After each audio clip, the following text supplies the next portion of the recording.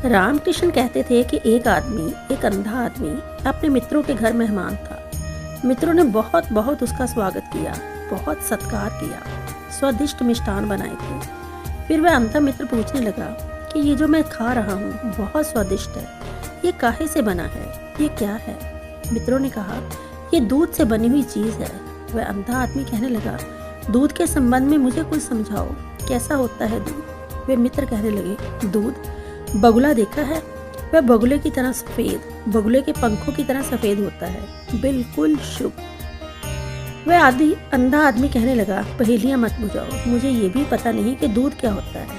अब तुम कहते हो कि बगुले के पंखों की तरह सफ़ेद, मुझे ये भी पता नहीं कि बगुले के पंख क्या होते हैं, मुझे ये भी पता नहीं कि ये सफ़ेद क्या है। तुमने तो और मुश्किलें खड़ी कर दी। मेरी पहली मुश्किल अपनी जगह खड़ी है कि दूध क्या है, और दूसरी है कि बगुला क्या है, और तीसरी ये सफ़ेद क्या है। अब तो तुम मुझे समझाओ कि ये बगुला क्या है। उसके मित्रों ने कहा, यह तो बहुत मुश्किल हो गया, वह आदमी अंधा है, इसे रंग कैसे समझाया जा सकता है? उस मित्र ने कहा, कोई तरकीब निकालो जिससे मैं समझ सकूं कि बगुला क्या होता है। एक मित्र बहुत समझदार रहा होगा, वह पास आया और अपना हाथ उस अंधे के पास ले आया और कहा कि मेरे हाथ पर फेरो। जिस तरह मेरा हाथ सुडोल झुका हुआ है, उसी प्रकार बगुले की गर्दन होती है।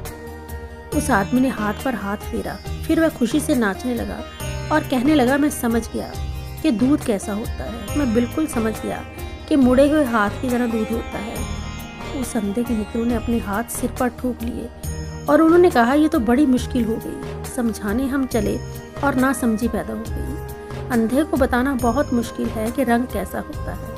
जो भीतर से नहीं जानता, उसे बाहर से बताने की कोई उपाय नहीं। अंधा अगर भीतर से जानता हो कि रंग कैसा होता है तो बाहर से बताया जा सकता है, फिर बताने की भी जरूरत नहीं। यही उलझन है, जीवन में सबसे बड़ी उलझन यही है। जो जानते हैं उन्हें बताने की कोई ज़रूरत नहीं, और जो नहीं जानते उन्हें बताने का कोई उपाय नहीं। जो नहीं जानते उन्हें बताने से और उलझन पैदा होगी, और जो जानते हैं उन्हें बताने का कोई सवाल नहीं, कोई ज़रूरत नहीं।